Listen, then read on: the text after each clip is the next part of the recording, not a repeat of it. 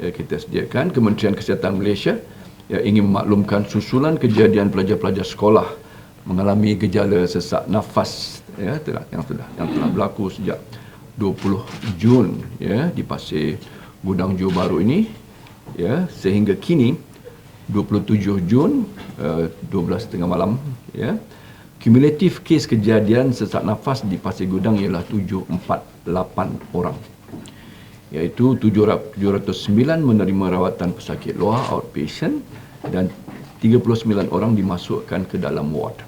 Perlu saya nyatakan tiada kes dimasukkan ke ICU, unit rawatan terapi, dan tiada kematian dilaporkan. Sehingga kini buat masa ini keputusan sampel klinikal pesakit bagi ujian kimia seperti hydrogen cyanide, cyanide sendiri, hydrogen thiocyanide dan volatile organic substances semuanya menunjukkan negatif.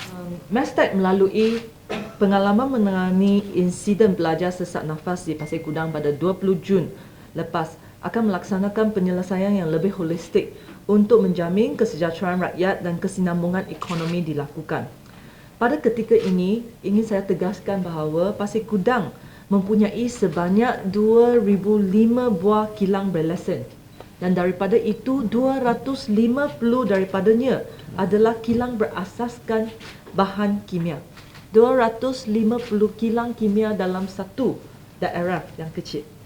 Dari pemantauan bacaan gas yang dibuat ketika insiden gangguan kesihatan di Pasir Gudang baru-baru ini, gas methyl mercaptan telah dikesan.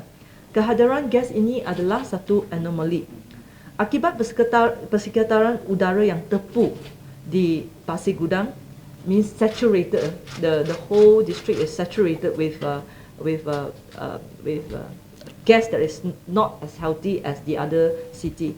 Sebarang anomali seperti ini akan memberi kesan kepada kumpulan yang berisiko tinggi seperti kanak-kanak yang menghidap asma. Dua gas lain yang turut dikesan adalah acrylonitrile dan acrolein. Walau bagaimanapun, kesan daripada ketiga-tiga gas ini tidak dapat dikesan di sampel darah dan juga air kencing pesakit.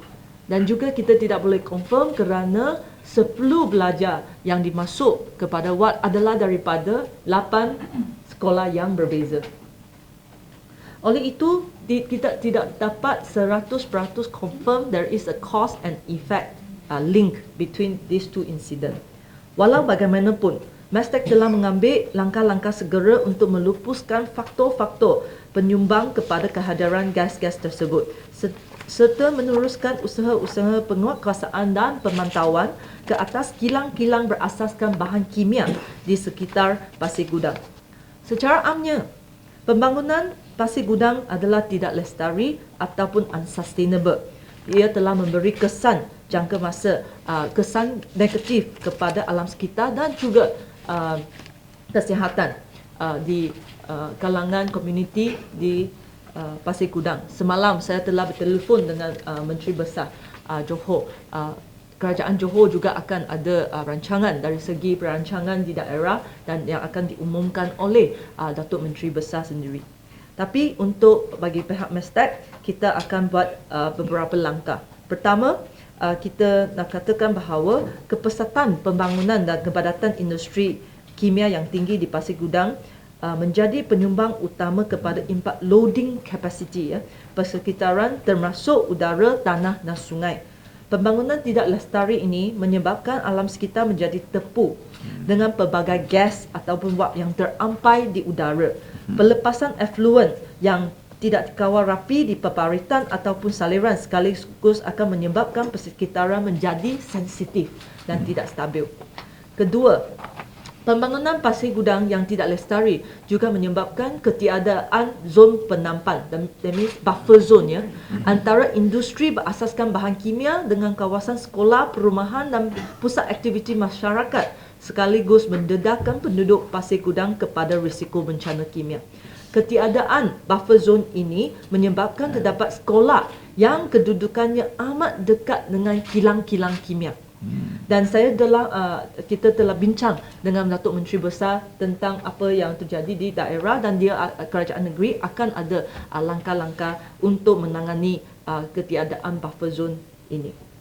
Mestek memandang sangat serius ya tentang isu kelestarian di Pasir Gudang. Antara langkah segera yang akan diambil adalah seperti berikut.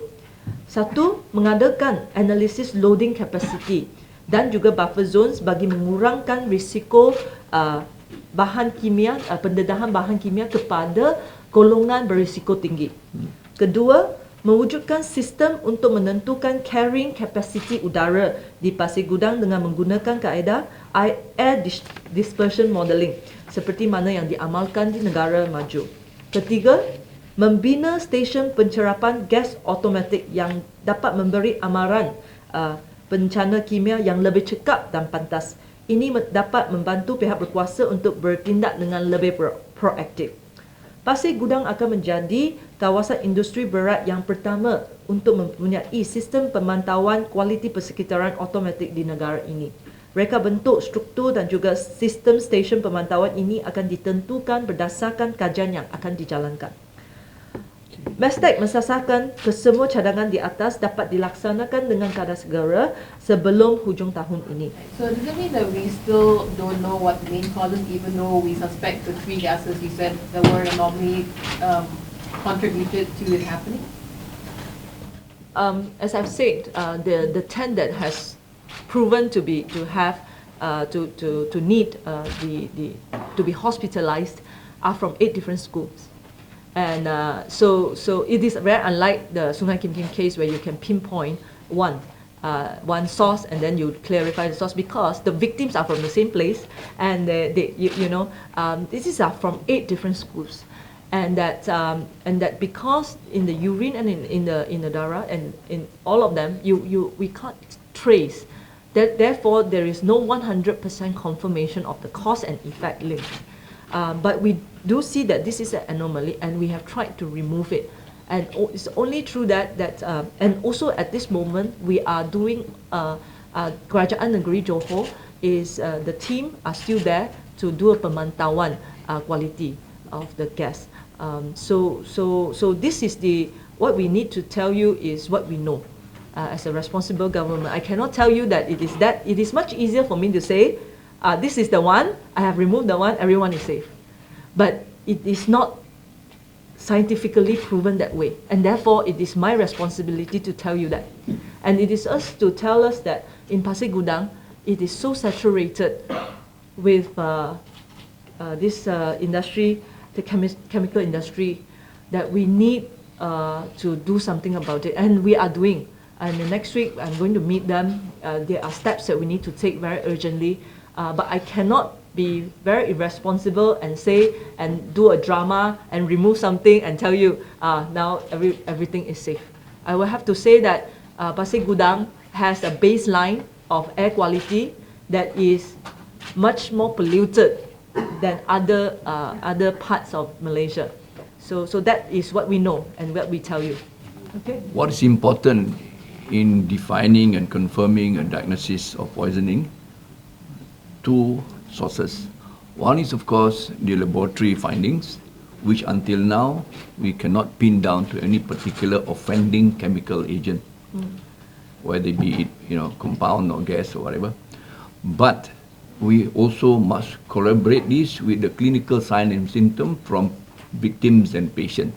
So you must collaborate your clinical sign and symptom with laboratory findings. As for now, we are not able to make a firm diagnosis of what exactly is the offending agent. At best, we have come up to pin down to one particular methyl mercaptan, which according to the findings, they were about 1.130, at least 20 over 230 part per million. And I must tell you, whether it's urine or blood, we cannot find this chemical, this particular entity in the urine and blood. So it's not corroborated, as said by YB, you'll be in earlier. So we are working on that tentative diagnosis of a chemical agent called methyl mercaptan, and we must also see where could the fault be in sampling, and in the SOPs of this. So we will continue, but that is not most important of thing. The most important of thing, as said by YB, is for us to really handle the entire toxic environment and the saturation of gas within that vicinity of Pasir Gudang, where you have 250 chemical industries, among the 2,500. Yeah. What are the buffer zones that were not in place in Pasir Gudang? So previously, when it is approved, the buffer zones are not taken into account. Some schools are even like 300 meters away from industry, high-risk industry. That is why we need to now come in to see where are the buffer zone. And right now, if the schools are there, the factories are there, so what are the physical buffers that we can actually put in place? And this one needs the further analysis, and we will show this to the state government for them to take further action. And in terms of planning, as a matter of fact, I think Menteri Besar of Johor is very committed to make sure that the Johor, the Pasir Gudang planning will be more sustainable than what we see today. Yeah. What is your meeting going to be with the chemical companies on Monday? Yeah, we are going to talk about different things on what are the precautionary sorry, is to precautionary steps we can take to avoid this, and how do we do the monitoring more holistically. And therefore, I think the chemical industry in Pasir Gudang need more responsibility to make sure that the public health of the people is being taken care of. So there are extra measures, there are extra things that the DOE will necessitate them to do. So we will be discussing on how we as a government can work together with the industry to make sure that it is more sustainable in Pasir Gudang. Selain Pasir Gudang, you mention tadi Pasir Gudang tidak lestari pembangunannya. Adakah Mastek telah mengenal pasti mungkin ada beberapa lagi kawasan-kawasan perindustrian lain yang mungkin sama konsep? So ini adalah wake up call untuk bagi pihak kerajaan dan juga Mastek, yang bahawa kita kena tengok kawasan-kawasan industri. Tapi sekarang apa yang kita tahu adalah Pasir Gudang, sebab Pasir Gudang ada history, bukan sahaja dari Sungai Kim Kim. Sebelum ini, tahun-tahun ini juga ada case-case yang actually dapat liputan daripada local media, daripada metro mereka lah, tapi tak dapat national attention. So Pasir Gudang memang ada history, dan juga ia adalah jauh lebih pesat. Dan yang another unique thing is that the chemical industry are there, and they are very close to the residents. For example, there are some chemical industry complex, tapi mereka adalah jauh daripada penduduk-penduduk, especially students. What you are seeing that right now is that chemical industry is very close to our students. So we want to discuss how are we going to plan scientifically supaya kita create some buffer before we can do in terms of planning and how to move things about. Okay? Lebih mustahak lagi kerana yang menjadi masalah, punca masalah bahan kimia ini adalah apa yang diistilahkan sebagai VOCs, the volatile organic compounds, and it makes it meaningless kalau kita nak cuba put a physical barrier, as you know very well. Jadi itu yang menjadi soalan tadi sangat baik, because they are there already. Then because they are, some of them are just as close as 300 meters. I saw it. Bila kita perhatikan nearest to schools and taman, so it make it meaningless for any physical barriers, because we are dealing with a volatile organic compounds, and these are the often time offending chemical agent yang membuat toxicity. Jadi oleh kerana itu, saya sarankan satu perancangan yang lebih protected and concerted, yang konkret mesti dibuat for a longer term, because kita tidak mahu after sebulan lagi, because it was the last 3 months and you have this phenomena again and again and again. Kita kena ada penyelesaian yang secara tuntas dan muktamad.